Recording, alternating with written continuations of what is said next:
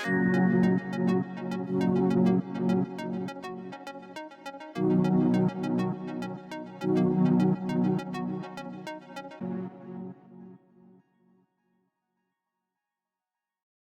happy and delighted to welcome you back to the next in our series of Fellows Talks this semester. Before I introduce our speaker and our respondent today, I just want to note at the outset that this particular talk is uh, of a piece with a project that the Institute is currently actively engaged in, and that is the project called The Future of Truth. Along with Alexis Boylan and the team here at UCHI, we're investigating over the next couple of years the questions of whether truth has a future, and if so, what sort of shape will truth take, uh, especially in light of what we see in our political landscape today. So it's with that I'm really excited to welcome our speakers today. Our main speaker today is Amanda Crawford. She's an assistant professor of journalism here at UConn, where she teaches reporting and journalism ethics, media law. She's a former reporter for Bloomberg News, the Arizona Republic, the Baltimore Sun, and she's covered elections and government across the US and written extensively about gun policy, criminal justice, healthcare reform, reproductive rights, and sexual assault. And her writing has been widely published in other major media outlets and literary journals, including Business Week, People, National Geographic, Phoenix Magazine, the Chronicle of Higher Education, and Creative Nonfiction. And she's held previously faculty appointments at Western Kentucky University and Arizona State. Her UCHI fellowship, as we'll find out, is a narrative nonfiction book that follows the fight against misinformation in the years since the mass shooting at Sandy Hook. And our respondent today is Ashley Ganji, who is a fifth-year PhD student in the English department here at UConn. Her research interests include 19th century American literature, maritime literature, and the literature of the Gilded Age and the Progressive Era having to do with finance. And her dissertation, May I Present Myself? Masks, Masquerades, and the Drama of Identity in 19th century American Literature explores the relationship between confidence men and women and conceptions of value in 19th century America. And she's been published in Studies in American Naturalism and has a piece forthcoming in the extract section of Leviathan, a journal of Melville Studies. So without further ado, I welcome Amanda Crawford to the stage of the Humanities Institute and turn it over for her talk on misinformation and the media. Hello, I'm Amanda Crawford, and welcome to my tiny office in snowy and rural Connecticut. As Michael said, I'm working on a book about the misinformation following the Sandy Hook shooting and the fight for truth that is followed online and in the courts. I started this project because I was growing increasingly concerned about misinformation and conspiracy theories invading public discourse. And in the years since then, that concern has only grown with greater urgency as we've seen conspiracy theories, hoaxes, and denials really gain prominence in this country. They even inspired a deadly attack on the US Capitol last month that was indeed an attack on democracy itself. Odious ideas and outrageous notions, including denials of the shootings at Sandy Hook, Parkland, and other places, have even been endorsed by members of Congress. You may have read recently about Rep. Marjorie Taylor Greene, who they're slated to vote on her committee assignments tomorrow in the US House, because she has endorsed the idea that both Sandy Hook and Parkland school shootings were hoaxes, and she's serving on the Education Committee. So there is no doubt that we are in the midst of a misinformation and disinformation crisis in this country that has rattled the foundations of every American institution and indeed is testing the strength of our republic and the resiliency of our democracy. I think it is important to understand how we got here, and the aftermath of the massacre of 20 children and 6 adults in Newtown, Connecticut 8 years ago is one place to start. Because before the absurd ideas of QAnon or the disinformation about the 2020 election or the COVID-19 pandemic, denial of the mass shooting at Sandy Hook Elementary School revealed how outrageous ideas about current events could spread online, infect public discourse, and lead to real world harm. And it foreshadowed the reckoning we face as a nation about free speech in the digital era. So there's a lot to unpack here on this topic and a lot of directions this talk could go. So I'm happy to field your questions about any aspects of my research. But for today's short presentation, I'm going to focus on one part, and that is looking at the misinformation and how media players, journalists, and the mass media helped to perpetuate misinformation about the shooting. So let's start by taking a look at the media landscape in 2012 at the time of the shooting. 2012 was the first year that more than half of all American adults used social media. Facebook had become ubiquitous. 67% of online adults were using Facebook, and Twitter had grown rapidly. The use of Twitter had doubled from 2010 to 2012. The 24/7 media landscape that we saw, come about with cable news and with the internet had now turned into a real-time news environment with the instantaneous reach of social media, and that had consequences. At the same time, 2012 marked a record low in trust for the mass media. It hit at 40%. When Gallup started tracking trust in the mass media in 1972, 68% of Americans said they trusted the mass media. That had fallen to 53% by the late 90s and plummeted to 40% in 2012. You can see on this graph that it's only been lower in 1 year, which is probably not surprising. It was 2016, the election year, in which Trump hammered about fake news. So it was at a record low in 2012, and that also affected what we saw in the aftermath of Sandy Hook. When the shooting happened in December 2012, America was already a nation on edge. It was the 7th mass shooting in 2012. It was the 3rd high-profile public mass shooting in 6 months, following the shootings in a movie theater in Aurora, Colorado in July, and a Sikh temple in Wisconsin in August of 2012. When I look back at the spate of mass shootings, I generally think of this cluster beginning in 2011. And part of the reason is because there was only one public mass shooting in 2010, and that was a workplace shooting here in Connecticut at a beer distributor. But there were 3 mass shootings in 2011, starting with one that injured Congresswoman Gabrielle Giffords. And then again, 7 mass shootings in 2012. I was a reporter at Bloomberg News in 2012, and I kept a duffel bag constantly packed, as many reporters probably did, ready to fly out to the next scene of a mass shooting in this country. That's, we were seeing them so rapidly in 2012. So calls for gun policy reform were obviously increasing during 2012, as was concern among gun rights activists about impending legislation. And when the shooting happened, it was particularly horrifying. 20 first graders and 6 adults were murdered in the safe space of their elementary school. There was no doubt that this was going to be a major media event, and it was. The media overwhelmed Newtown. I know that there are some journalism ethics students who are watching this presentation, so I just want to say that there are a whole lot of ethical issues involved in the coverage of the Sandy Hook shooting that are worth you considering.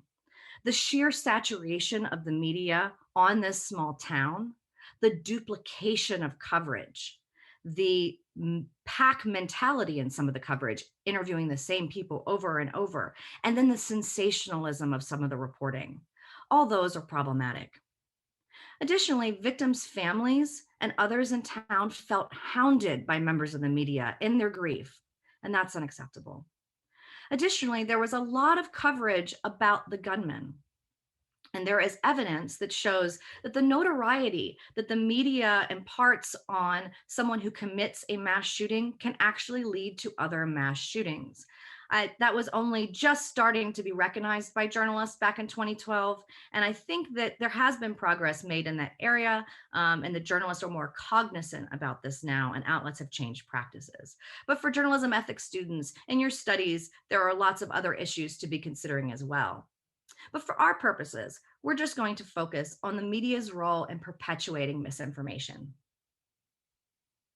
This quote is from a police spokesman who was the only one officially authorized to speak to the media on behalf of the investigation. And he said this on Friday night, the night of the shooting.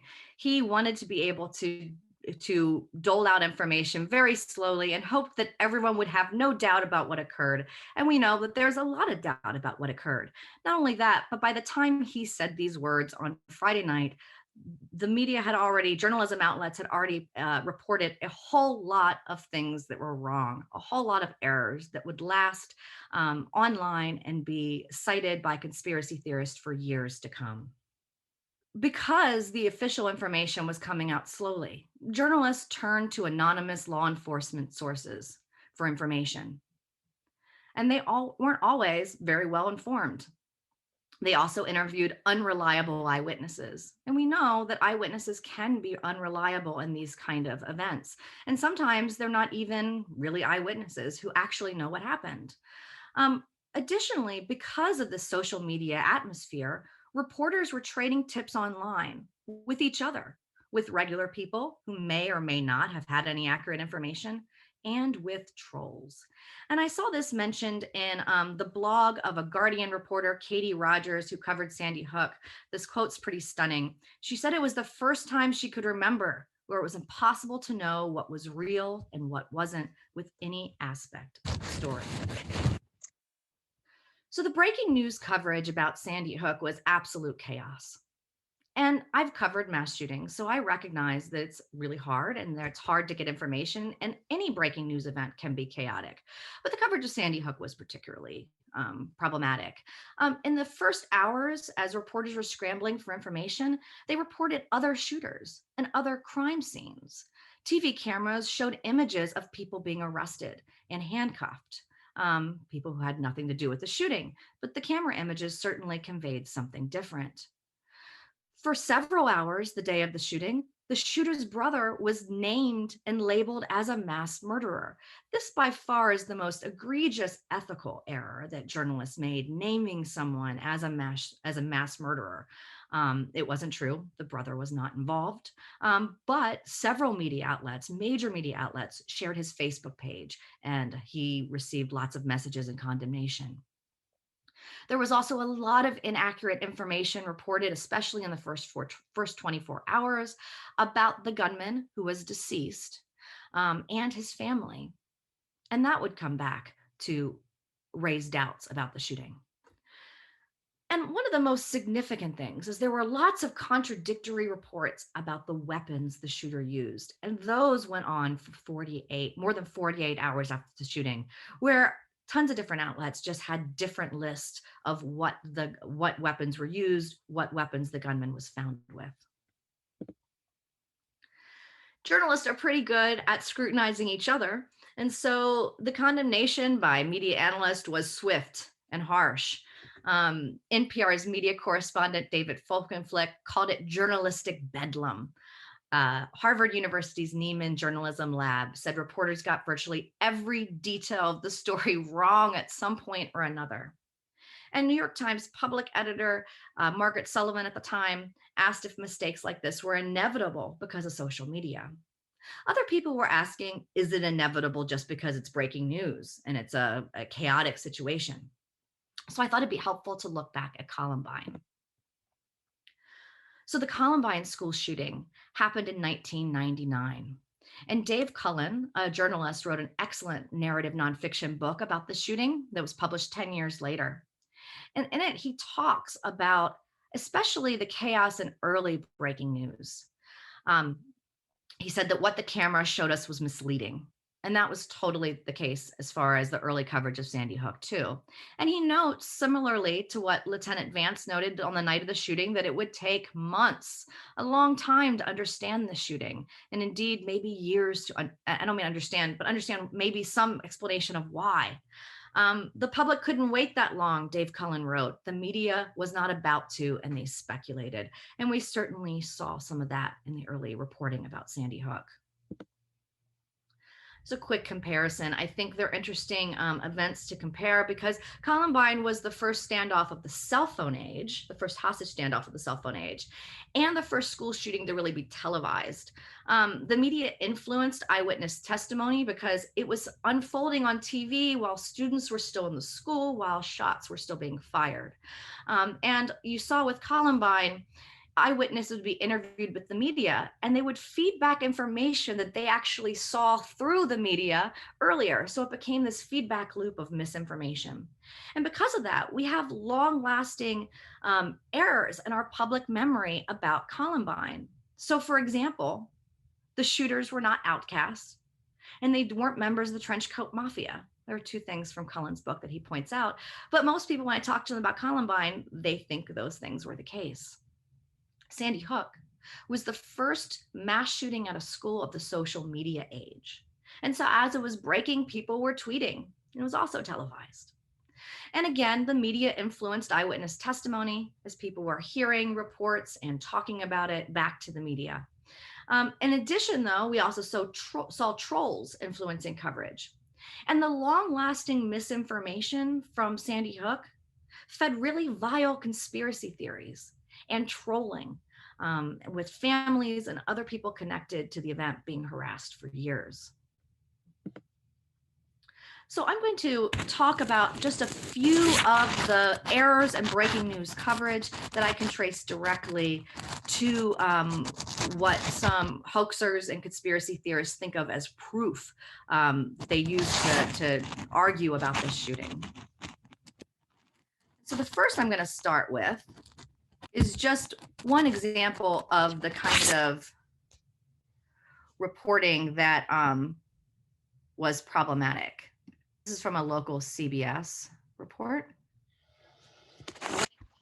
To receiving the idea or the word that there may have been a second shooter, what is it that makes law enforcement believe that is a possibility? Well, they have an individual in custody who they're talking to, and I am told they are looking at this person as possibly a second shooter. Now that changes the dynamic here a little bit, which goes from, if in fact this turns out to be confirmed, it goes from a lone gunman scenario where somebody has this this argument with society and wants to take revenge against the most defenseless people in society, to a team of individuals who have gotten together and conspired to do something like this. Wow. He even brings up the possibility that this was a conspiracy. So I find that one to be pretty remarkable. So I'm not picking on this reporter here or any of the other ones that I'm going to show. The errors in reporting were such that I could have picked any number of outlets to show you these clips or these stories, and these are just ones that I chose. So it's not about any of these individual outlets. So this is a story from the AP. One of the most pernicious errors in reporting was about the suspect's mother and her occupation. As I mentioned with the Dave Cullen book about Columbine, the same thing with Sandy Hook. The media and the public was desperate to know why someone would do something like this. It was a horrendous crime that seemed to have no explanation. This appears to have come from a law enforcement source, and it was repeated hundreds of times that the suspect drove to his mother's school and that she was a teacher. This ended up being false. And it was reported by most major outlets, probably everyone covering the shooting, for the least the first 24 to 48 hours after the shooting. But she was not a teacher. She did not work at the school. And the answer to why the gunman went to Sandy Hook was just not going to be that easy to find. This is a very short article, and only a couple more paragraphs. But I think the other paragraphs are worth looking at too. So you can see that the official spoke on condition of anonymity for this. And you can see the highlighted part here about the weapons. And as I mentioned earlier, some of the worst mistakes were about the weapons. They might not even have been characterized as they're not all errors. They're just contradictory and incomplete, if you will. And so this AP story says that the gunman was found with 2 pistols and a rifle, but the rifle was in the car, which means it couldn't have been used in the shooting, right? But this was false. There were so many different reports about the combination of weapons, but the shooter did use a rifle, an AR-15. It's just that the official spokesman for the investigation didn't tell anyone what the weapons were. He didn't confirm that information until Sunday night. And so Friday, as news was breaking about this event, there were so many different reports about the combination of weapons, and this has lasted around for years. So now I'm going to show you some of the ways that these errors that were reported by the media have then been used by hoaxers to justify and support their quote unquote research about this shooting and their arguments that it didn't really happen as reported. So this is from the quote top 10 list of proof that Sandy Hook was an elaborate hoax. It's not just a random blog. This was published in a book, Nobody Died at Sandy Hook, and it was also published on the blog of a former professor that is who is one of the most noteworthy people speaking about the conspiracy theory. And you can see one of the top 10 of their proof is there were contradictory reports about the weapon. But like I said, it was because reporters were getting pieces of tips from law enforcement officers, and they also were hearing what was happening on the scanner and putting these pieces together before it was officially confirmed 48 hours after the shooting what weapons he actually had with him. Wolfgang Halbig is one of the most notorious investigators of the Sandy Hook conspiracy theory. He is a self-declared school security officer and a man who was at one point a Florida state patrol officer for just a few years. And he emails regularly with his allegations about the shooting. And so this is from, and he emails tons of people. And this is an email he sent me and many others last year. And you can see that he right away latches on to there were differences in the reports of weapons. And he also brings up the fact that there was all these reports about multiple shooters and there were images of arrests. And the media, most media outlets didn't revisit these. They didn't go back and explain them later. They just moved on, in part because, reporters kind of trust and have always trusted that the audience will understand that breaking news is chaotic and that it takes time to establish the record. But you can see he's still citing these things as reasons that this was not a real event 8 years later. And this last one I'm showing you is slightly different. So because of the mistakes in reporting, a lot of them have affected families of victims and survivors as well. And I think that most people are probably aware of the severe harassment and cruelty that has been faced by the victims' families in the years since the shooting.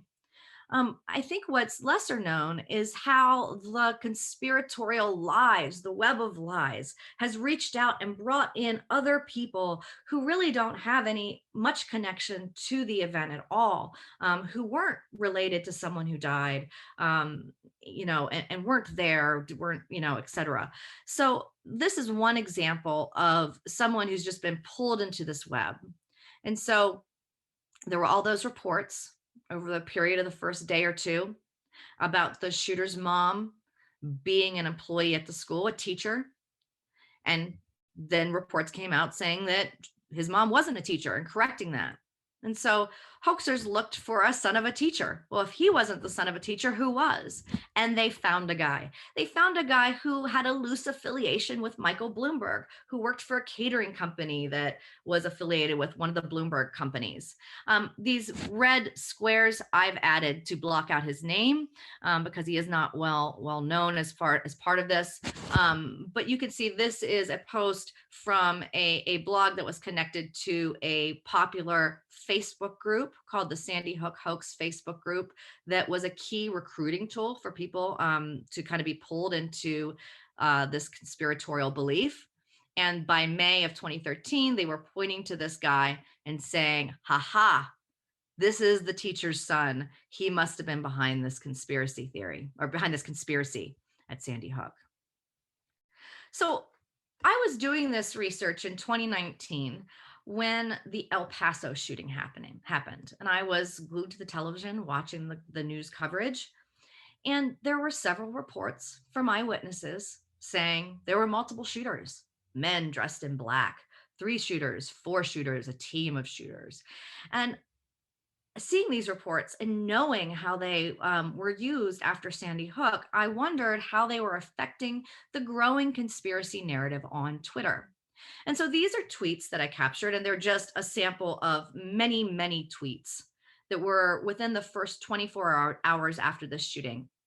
And you can see those eyewitness reports about multiple shooters wearing all black or camo is already being built into this narrative, this conspiracy theory narrative. Now, certainly some of those eyewitness reports might have been from social media and not the mass media, but I saw them on the mass media, and journalists, by reporting such thing, we give them more credence. And so you can see this is already being worked into the hoax narrative about the El Paso shooting.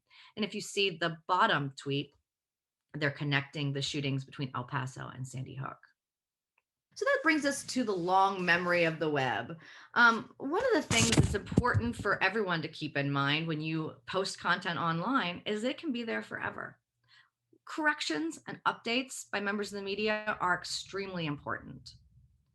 We do have to be aware about reinforcing false beliefs, but we do need to correct as quickly as possible, and correct the original article and update articles with new information as well. But we have to also recognize that whatever we put out there originally can still live out there in its original form. It can be scraped and recorded. It can be captured. Your tweet can be saved. It can be screen grabbed. And so anything we put out there can still live on the web forever. And it's worth noting that it's really hard for journalism outlets to really get control of all their corrections in the age of the internet.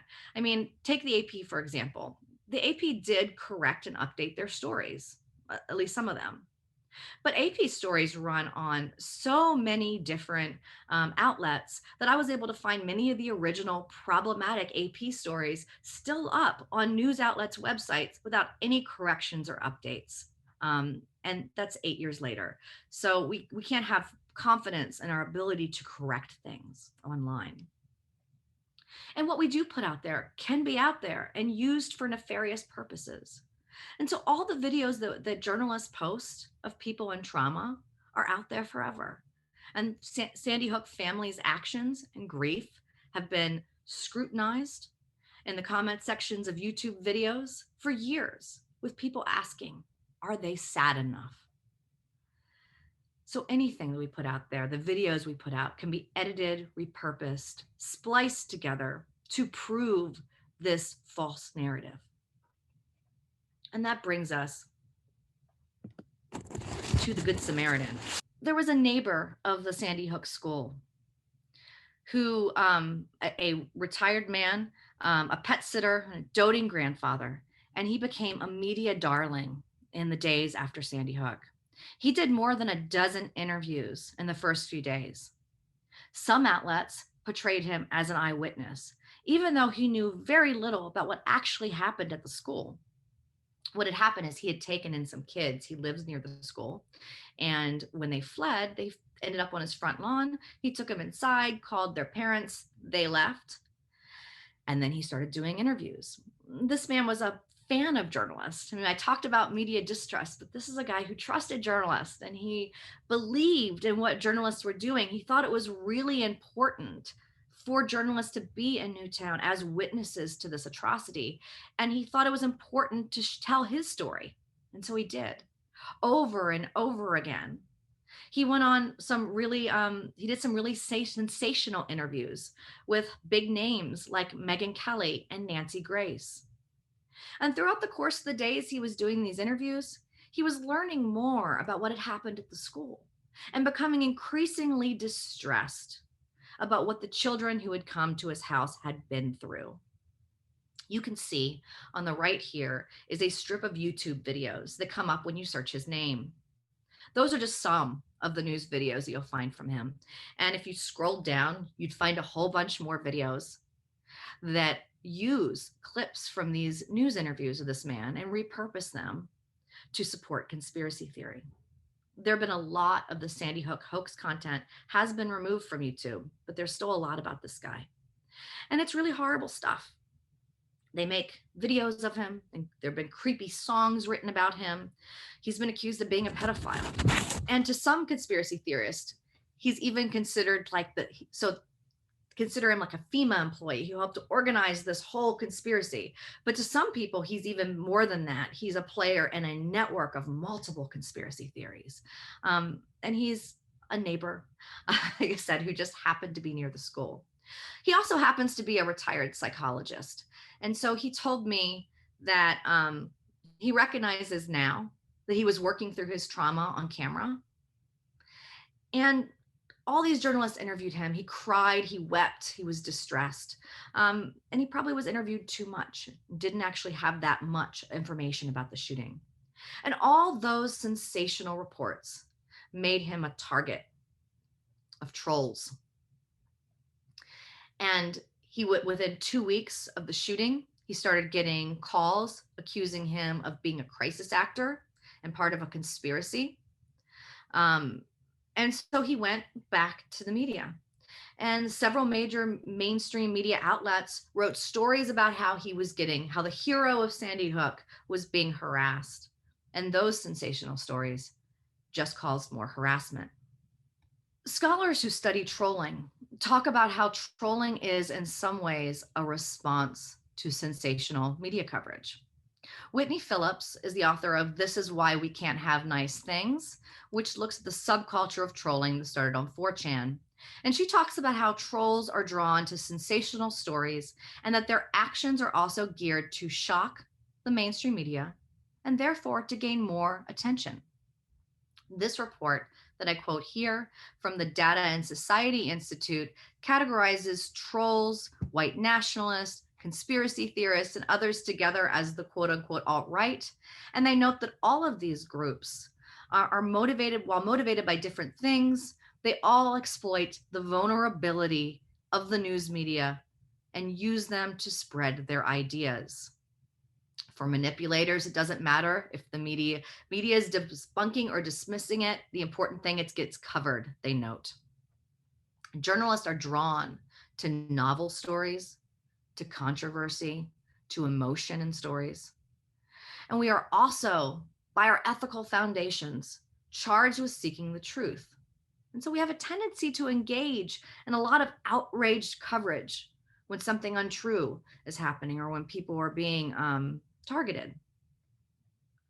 And there is research and anecdotal evidence to support that our outraged coverage as journalists or individually, our outraged posts on social media, that we just end up spreading fringe conspiracy theories more, especially early on. And I'll get to that kind of when to report it. But early outrage reporting, when something is just starting, can be very problematic. And so many major media outlets began reporting about the conspiracy theory that was spreading on social media. The conspiracy theory about Sandy Hook was spreading online, and it was fueled by the algorithms of social media platforms that favor controversial content. But journalists gave them an extra boost by covering them. So several mainstream media outlets wrote sensational stories about these conspiracy theories that were denying the shooting. And many of them linked to the YouTube videos, the Facebook groups, and the blogs promoting the hoax theory or the conspiracy theory around Sandy Hook. Anderson Cooper of CNN did several reports on a Florida Atlantic University professor, a professor at a public university, who was really kind of one of the people behind this crisis actor conspiracy theory about the shooting. He certainly was debunking it, and he was saying and dismissing it, but he was naming the guy, and hundreds of news outlets followed CNN's coverage of this professor. I saw one estimate that 800 news articles were written about this professor in the next few days, which is like a month after the shooting. So on that line, I'd like to introduce you to a woman I'm going to call Kay. I had a chance to interview her last year. She's a middle-aged Midwestern housekeeper who saw Anderson Cooper's report about this professor, and she visited his blog. And she told me, he seemed like he knew what he was talking about. He seemed like a smart guy, and he made a lot of sense. And so from CNN, she went to a blog and then down the rabbit hole, to the point where she actually even contributed to the book Nobody Died at Sandy Hook. She's a house cleaner, and so she has expertise in the cleanup. So there you go. And so that brings us to a question of the hour, I think, which is to debunk or not to debunk. That is the question. And so there have been a lot of studies looking at whether debunking works. And there's some evidence that can reinforce false beliefs, the backfire phenomenon. But recent studies suggest that this may have been overblown, but you definitely have to do it right. And for you and the audience who might want to post out, you're outraged about a conspiracy theory or by misinformation, or journalists who want to cover it, two key questions to consider is, will you spread it to a new audience? If you cover it, who is your audience? Will you spread it to them?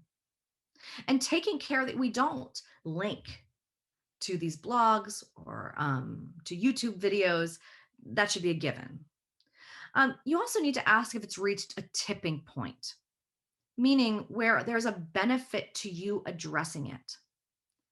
An example of this, the woman, Whitney Phillips, who wrote about trolling, she wrote about the RIP trolls who were harassing families of dead kids in like 2010 and 2011 on Facebook memorial pages. There was also some RIP trolling around the Aurora shooting and some kind of fandom around the shooter. And she points out in her book that this was the fandom around the shooter in Aurora was really a very small group of trolls. But all this outrage, sensational clickbait media articles were written about it, saying how terrible it was. And suddenly you're seeing this balloon, right? And so you do need to ask, are we going to spread it to an audience? Has this misinformation reached a tipping point where it needs to be addressed? And on that line, I'll just note that I do think it's really important to address misinformation. So I don't want this to be misconstrued that we shouldn't debunk. It's very important that we address misinformation. It's very important that we debunk it. And it's just doing it right and doing it at the right time. Certainly journalists particularly have an obligation to hold social media platforms and internet companies and public officials and public employees and authorities to account for what they are spreading or sharing if they are sharing misinformation. And so that's very important to point that out. But we do also have to watch and be careful that we're just not amplifying the misinformation.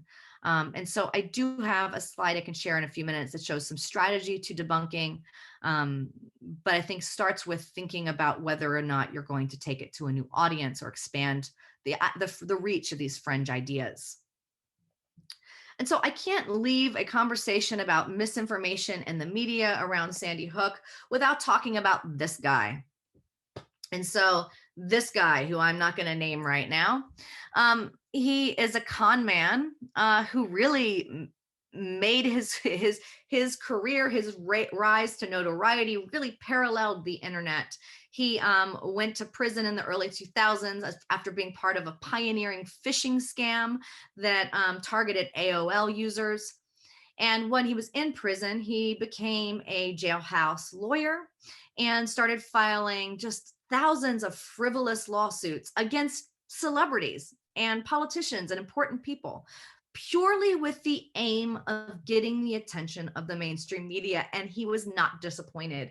He would make really outrageous allegations against people. And every time he did, these lawsuits, which were just going to get tossed because they were frivolous and had no basis in reality, and they would be covered by major media outlets. For example, he sued Michael Vick about stealing his dogs and the peak of the Michael Vick dog fighting controversy. So he became very good at figuring out where he could get attention by really poking the media. As I like to say, he was chum in a clickbait world.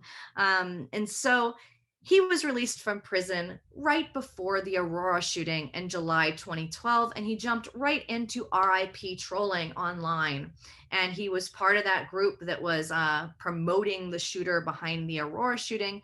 And you can see over here on the left of your screen is a picture of him with his doll from the Aurora shooter. He showed up in Newtown 48 hours after the shooting with dolls of that shooter and the shooter's brother. And he went around town making videos talking about how the shooting was the work of the Illuminati. Then he put his dolls away and his video camera away. And he recognized that there was a lot of media looking for a story that he could get in on. It was right before President Barack Obama showed up in Newtown. He went to one of the memorials for a victim. He fell down to his knees. He started to look like he was crying. He seemed sincere.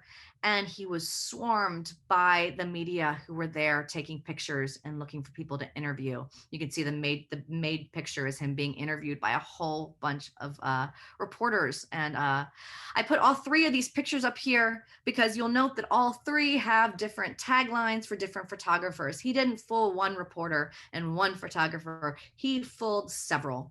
And he told them that he was the uncle of the shooter. And then he started talking about the psychiatric drugs that the shooter was using. And that information went around the web, like a brush fire. It was picked up by other outlets immediately. There's a lot of controversy about psychiatric drugs. So of course, people just jumped on that. And the New York Daily News is one of the outlets that included his picture and his words, his anecdote in their story on that Sunday night after the shooting. And they realized eventually that they had gotten punked because this guy went back and tweeted about it. They realized that they got punked, and so they deleted that information from their story. But by then, their story had been cited in all these other stories, and so that information that he fed, this troll fed through his impostoring, impersonating the shooter's uncle, that information's still out there in blogs and news stories. And I'll just note that all three of these pictures are still in Getty Images photo library, still labeled as a person who claims to be the uncle of the shooter, and not corrected to say, no, this guy had nothing to do with the shooter. He was a troll. They probably should be corrected like that. And so I'm going to leave you with one last thought that I thought you might be interested in before we move to our Q&A.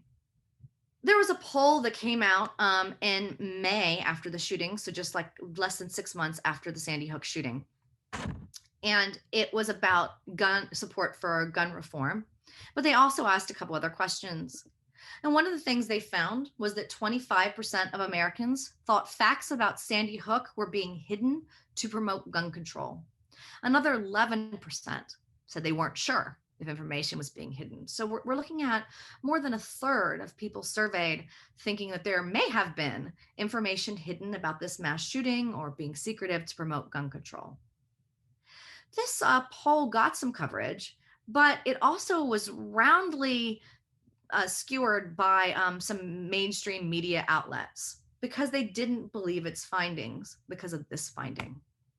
The poll also found that 29% of Americans and a whopping 44% of Republicans thought that armed revolution may be eminently necessary to protect liberties. And so you can see that The Atlantic is one of them that just blasted this poll. They said it was highly questionable. It was ludicrous to think that a third of Americans would be ready to engage in armed revolution, that it was ludicrous to think that almost half of Republicans thought they might have to go to civil war to protect their gun rights. And I just submit that today, looking back at this poll, it doesn't seem ludicrous. It seems prescient. And so with that, I will stop for Ashley's response and take your questions. Thank you so much, Amanda. I think that this project is really, really important, and that was a really wonderful talk, and a really great way to kind of get us to think about media coverage in a way, at least I haven't before. So to kind of begin the response, I'd like to talk about a couple things, and then I'm going to check out the Q&A and share some of those questions with you. So I was thinking about that one of those last slides on the early Sandy Hook troll, and I do think in many ways these trolls and hoaxers are like con men. They can capitalize on celebrity, which is one of the reasons why they value it. So it is amazing how when you were talking about the guy who sued all these people from jail, it reminded me very specifically of Monroe Edwards, who was a con man I talked about in my intro video and in my second chapter. Who actually requested a presidential pardon from jail, who did a lot of kind of crazy things from jail and got some notoriety from it and did benefit from the celebrity he got. I mean, there was a book written about him. So I think that's a really interesting parallel when you think about the amount of years right between those two. And I think, though, it's also very clear that the contemporary social media environment can make this type of celebrity kind of so much easier to grasp and so much worse too. So on a macro level, I'd also like to share an idea about conspiracy that I came across in a book I was reading for my own project called Panic, Market Crises and Crowds in American Fiction by David A. Zimmerman. And he says, quote, as scholars of conspiracy frequently note, conspiracist narratives often take on the features of conspiracies they claim to unveil, especially the urge toward totalization, where the conspiracist proofs, no less than the conspiracy's design, fit together beautifully, if incredibly. And I think that these narratives, both the narratives of these kind of conspiracies and the narratives of the evidence surrounding them, that portray the world in black and white and participate in this urge toward totalization, are really appealing and comforting, unfortunately.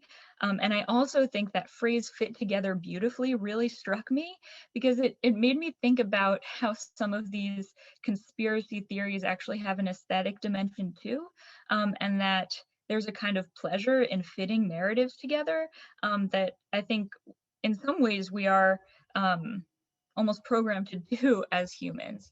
And I think, like, of course, that isn't always a bad thing, but it can also be clearly really, really damaging. And I guess, I think that this is one of the things I would use to make a case for just paying more attention to stories and narrative in our lives and in the way that we talk about truth, which is another connection, I think, to the Future of Truth project that Michael was talking about at the beginning of your talk. So I'd love to talk about that. If anybody has anything else they'd like to say about that. And you can respond to that too. I had a couple more questions because I'm so excited about the project, but you can totally take over from here. Oh, so yeah, and the only, well, one other question I'll throw out there is, I think, so I saw an article recently about the Capitol Hill, or the Capitol riots on January 6th, and also about the congressperson who is kind of this QAnon believer who you mentioned at the top of the talk, who I'm not even going to say their name again. But I think one of the things I was interested in was I was reading that article and I noticed it didn't link. It was talking about a particular hoaxer who was both a Sandy Hook denier and participated in the Capitol riot, and it did show a picture of him, and it said where you could find his video blogs. And it struck me as a kind of very specific, I mean, I had never heard of this video hosting site before. So it struck me as the kind of thing I might not have found if it wasn't there, but also it wasn't a link. And so one of the things I was thinking about as I saw that article was like, how do you balance the need to really make the case for where this reporting you're doing on hoaxers is coming from, while also being careful about not leading people there. So I think those are two things maybe we can start with you responding to and then open it up to other questions. But again, thank you so much for your talk. It's really wonderful. Thank you very much, Ashley. I just want to start by saying very astute on all your questions. And you brought up the idea of narratives. And I was just reading a study that is a new study that came out looking at debunking misinformation around the COVID-19 pandemic. And it talks also about best practices in debunking. And one of the things they recommend is talking about narratives, is telling stories, because stories do help people to, see the truth, and especially through a human aspect. And so that's something that journalists have always done, and we've done well, is, by telling narratives, that really talk about what's happening in the world. But to your point, we do have to make sure we do it right. And there are a ton of these alternative video sites, alternative social media sites that are really just cesspools of misinformation and hate. And so when we cover them, are we driving people? I think about all the coverage about Parler, right? There had to have been people who didn't know that they could find all their Trump love conspiracy theories on this alternative social media platform until everyone started talking about it. And that really puts, for journalist practitioners, it puts us in a difficult space. You brought up the photo that went with that New York Times story, and we want a photo of the people, but do we want to tell everyone where they can find their blogs? Maybe not. And so when I did this presentation, I mostly didn't name conspiracy theorists or hoaxers, though I did notice I did name one of the big ones. And so I'll just say, he's, not someone anyone should go look up and visit. But I generally try to avoid doing that. And it can be a difficult balance. It kind of goes against our instincts as journalists not to provide more information. And so I didn't mention this earlier, but I had an article that came out last year about one of the major Sandy Hook deniers. I covered a libel suit against him, and I wrote about it for the Chronicle of Higher Education. And I had a lot of conversations with myself, first off, about how I should write it, who I should write it for, where I should write it. And then I had a lot of conversation with the editors about what we were not going to do. So we named the guy. He was being sued in an open court. But we didn't link to his blog. We didn't talk about his blog. And we didn't name any of the other conspiracy theory blogs that were mentioned in the article. But we also thought about that audience question and also the tipping point question before I wrote the article. It was for the Chronicle of Higher Education, who's mostly, professors, and that doesn't mean there's a couple of professors who've supported the Sandy Hook hoax. That doesn't mean we're not reaching people who might be susceptible to this conspiracy theory. We thought that was less so than maybe if we were writing it for some other kind of online publication. But I do think we have to weigh, how we tell the stories, the narratives that help to reinforce the truth, and what kind of direct line we have in there that can provide access to these fringe ideas, and making sure we're not amplifying them. And so Yeah. I'm sorry, I think there might have another question. I think you brought up the connections with the Capitol too. And one of Ashley's talking about a New York Times article. I noticed this too, but a lot of the kind of main voices about the Sandy Hook hoax, some people who showed up with their video cameras in Newtown, some people who have really made their name in the conspiracy theory world by talking about mass shootings, denying mass shootings. They were also right there on the election misinformation and spreading it. There was definitely a direct pathway, as that last slide of that study showed, between these ideas about mass shootings not happening and what happened at the Capitol. And I didn't mention, but that study actually connected them and said that you could predict ideas about support for gun reform based off their support for an armed revolution or belief that Sandy Hook was a hoax. So I think they're all connected. One more thing, and then I'll let you ask your next question or move on to the Q&A. You brought up the quote about the beauty, the connection, the beautiful simplicity, if you will, the connectedness of these conspiracy narratives. And the research that looks at why people believe conspiratorial things, why they fall for these outrageous notions, is one of the main reasons because they're looking for explanations to unfathomable things. I mean, it is, really impossible to understand. If you believe in God, why would God let someone go into an elementary school? Why do these terrible things happen? How is it possible that our children aren't safe in their first grade classroom? And these are remarkable, unfathomable notions. The conspiracy theories explain away. You don't have to worry about a mass shooting at your kid's elementary school because it didn't happen. Or, don't worry, everything bad in the world, blame it on the Illuminati. It's just a simple explanation that helps to make sense of the nonsensical things that happen in real life. So I think that quote was very on, in that it is this idea that it fits together. You get this proof and this proof, and it fits together in this little puzzle, and it's outrageous and ludicrous. But some people find it, I guess, comforting. I mean, I think we do, I think, find narratives comforting, like to be able to point to a cause and a specific effect, because that does make the world seem more predictable. So I think that's totally right. It's a lot like kind of COVID denial.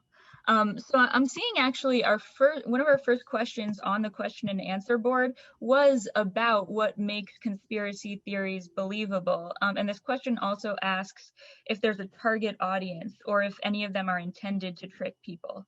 So I don't know if you want to speak any more about that, about things you've come across in your research and interviews about that. Sure. And I just wanted to bring one more point about the narrative that I think is worth mentioning. So this presentation was on the role of the media in perpetuating misinformation. But we also see with Sandy Hook that the lack of information from authorities meant that there wasn't a reliable, truthful, narrative out there. There was kind of a dearth of information. There was what journalists could pick up. But the investigative report about Sandy Hook, the first one didn't come out for a year. Another one took 2 years. And then other information about the gunman, it took a lawsuit by the Hartford Courant, and it didn't come out until 2018. And so there was so little information from authorities that there was really a window, both for the misinformation, the accidental misinformation from bad reporting by the media, but also for this conspiracy narrative to take hold, I think. I think that there are various target audiences for these things, but there is definitely an effort to prove their theories. And I have kind of jumped back and forth and talked about trolls and conspiracy theorists and hoaxers. And, I don't know if those lines are really, clear and distinct necessarily, but with those, the serious, investigators, I'll call them conspiracy theorists right now for explanation.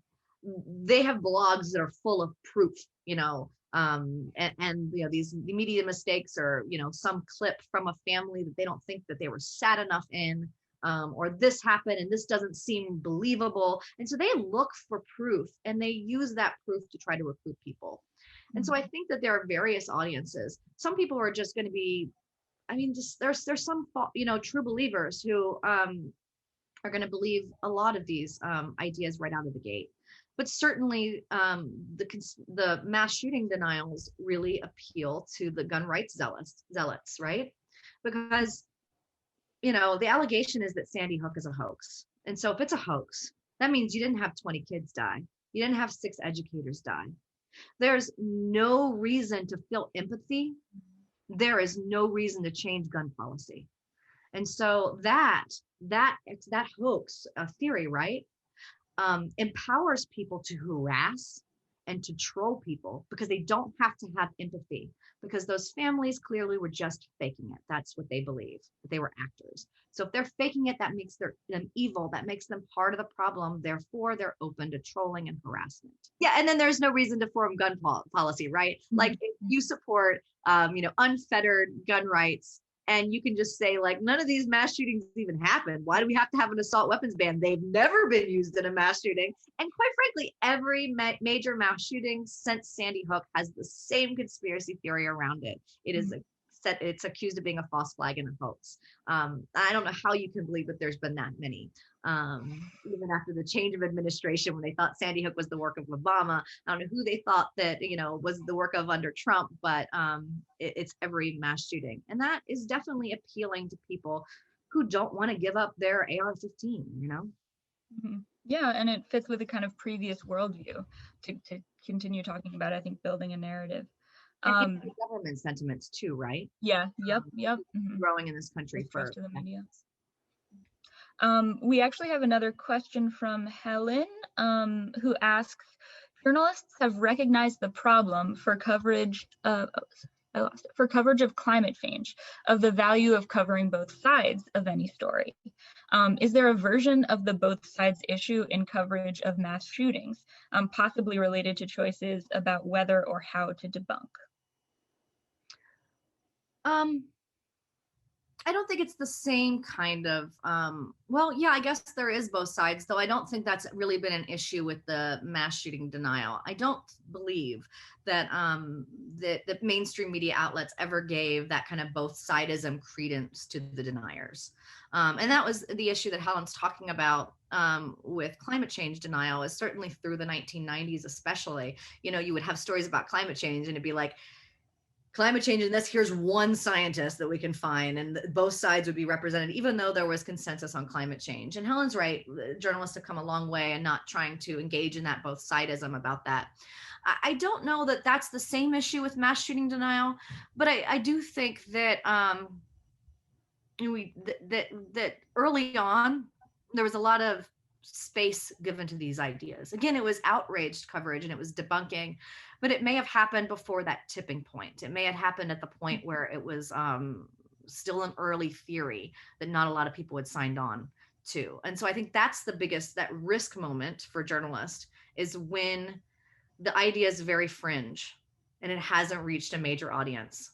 Are you going to expand it? And so that's the big risk point. I do think that later on, as Alex Jones, for example, started to advise President Trump that talking about his outrageous lies about Sandy Hook was important to do. And so I think that it's kind of this balance between giving this and giving any kind of credence to the other side, how you talk about it and describe them, for example. Yeah, I think that definitely makes sense. I have another question. This is from Haley. Amanda, this talk is great, and I'm so looking forward to learning more from your future book. Question for you. You noted early in your talk that journalists in 2012 had bags packed to fly out because mass shootings were so frequent that year. Were they frequent in that there were more than average annual mass shootings, that they were being covered more often, or something else? So I'm using data from Mother Jones's mass shooting database, which is a great resource. There are other mass shooting databases, but how we categorize mass shootings, I think, shapes that description. Like, what are we considering a mass shooting? And so Mother Jones describes it, categorizes 4 or more victims, I think, in a public place, indiscriminate shooting, or something to that effect, as their definition of mass shooting. And part of the problem in coverage about, the frequency of mass shooting, for example, is we're all using different measures. So I've been sticking with the Mother Jones one for right now. And under that measure, it was growing in frequency, not in coverage. So we saw just 1 mass shooting in 2010 under their category. We saw 3 in 2011. We saw 7 in 2012. So that is a definitely an uptick. There is also the issue that there is copycat things happening. And so you do kind of end up getting in these spates of mass shooting. And I don't have the spreadsheet in front of me right now, but when I've looked at it before, yes, we're definitely seeing that it has increased over the years. Mm-hmm. Okay, yeah, thank you for that. I mean, I think that's incredibly distressing, but also I think not necessarily something that I would have thought from the coverage too. which is unfortunate. We have another question from Christine, who asks, do you believe that the media held back in its eyewitness coverage of the elementary school because young children were the victim? And I mean, it doesn't really sound to me from your talk like they held back, but perhaps there was a sense of delicacy regarding the young children that they weren't themselves interviewed. I mean, Yes, and so I'll disclose that I was not on the ground in Newtown. I was not here in Connecticut after the shooting. I had been on the ground after Aurora. I was out west, so I helped to cover the Newtown shooting from afar. There have been criticisms about children who were interviewed. In fact, I just watched, preparing for this talk, an interview with a young child who reported seeing other shooters arrested. And so as part of that misinformation about this eyewitness, what he saw was there was a news photographer and a Sandy Hook parent, maybe others, who were handcuffed temporarily because they were securing the scene, essentially, right? And so when people saw that, they, had ideas about it that weren't necessarily true. So there were interviews with young children. I think that most members of the media did seem to have held back some, under there were just so many journalists on the ground in Newtown that, I mean, you had this range of, folks who are operating with all their ethical, parameters, and some that aren't. And so, I interviewed Lieutenant Vance, the police spokesman, who talked about how great the media was, how they left all the families alone, and they were just great. But then you talk to some of the families and they're like, what? No, we weren't left alone. We were harassed and people showed up at our house and it was horrible. And so I think that it's really a variety. When we as journalists do talk to children, generally under our ethical parameters, we should be more cautious the younger that they are, and that we should, seek parental permission if they're around, and we do have to be very careful about talking to children about trauma. So I think that those are all ethical red flags that we did have to be very careful about after a shooting like this. Mm-hmm. Yeah, that absolutely makes a lot of sense. So I think we're going to do maybe a couple more questions, maybe one or two more if we can fit them in. We have one from Mike asking, given what we've seen with internet companies disabling the social media accounts of purveyors of dangerous fake information, including Donald Trump, should they scrub references out there to fake Sandy Hook conspiracy theories? And I'll also, I'm going to add something I was curious about to this question, kind of panelists' discretion, I guess. But I'm also curious if you've seen anything about like Facebook and YouTube algorithms and how they sometimes can be responsible for directing people to more problematic content. So that first question was reference to scrubbing these things, and the second one was algorithms. One of the Sandy Hook fathers who may be on this call, he was signed up at one point, but he founded the Honor Network, and he has just waged a war against the Sandy Hook hoax content. And so there's very little available on Facebook, and it's been pretty clean of that content for a couple years now. I mean, it pops up and then his group flags it and it's deleted. And we've seen that kind of ramp up from all the media platforms over the last couple years. When I first started this research a couple years ago, if I would search Sandy Hook, some of the first videos that came up would be conspiracy theory videos. At one point, I was looking for a BBC documentary, and I typed in like BBC Newtown, and the first thing that popped up was this altered version of the BBC documentary to make it seem like the BBC was reporting that it was a hoax. And that was the very first thing that YouTube recommended to me. And that was many years after the shooting. That was like 6 years after the shooting. And so that's changed. If you go onto YouTube now, the very top recommended stuff is generally going to be more legitimate. A lot of things about Sandy Hook, you'll see a reference to, like they'll talk about referring you to a site for facts. There's still a lot of hoax content out there, but to Mike's question, yes, I think that actually a lot of that content individually was flagged and has been flagged and removed before, we saw the deplatforming of Donald Trump, and certainly we saw the deplatforming of Alex Jones back in 2018. So I think that's ramped up, and that the Honor Network and other groups have had a big impact. But it's tedious work. We're talking about what they do is they go through and they look for this content, and then they have to flag it. And they have to get lots of people to flag it so that it rises to some kind of level, so that that the content moderators take notice and take action. And so it's a system that that censorship, I mean, it is censorship, that content moderation, that deletion is happening at a much higher level. We saw like the parent company of WordPress took action in 2019, and hundreds of blogs were deleted like overnight. AWS, Amazon Web Service, has taken down, some websites and stuff too.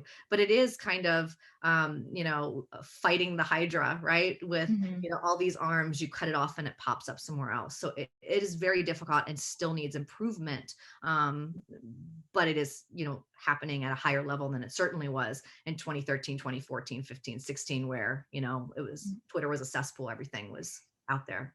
And they were pushing it, to your point about the algorithms. And we know now that the algorithms are designed to favor controversial content and clicks. And so you see something crazy and outrageous, and you're more likely to click on it. And that's good for these platforms, these, internet businesses that make money off your clicks and off advertisements. And so we do have to, one of the things I think definitely needs to be addressed is how these platforms value content.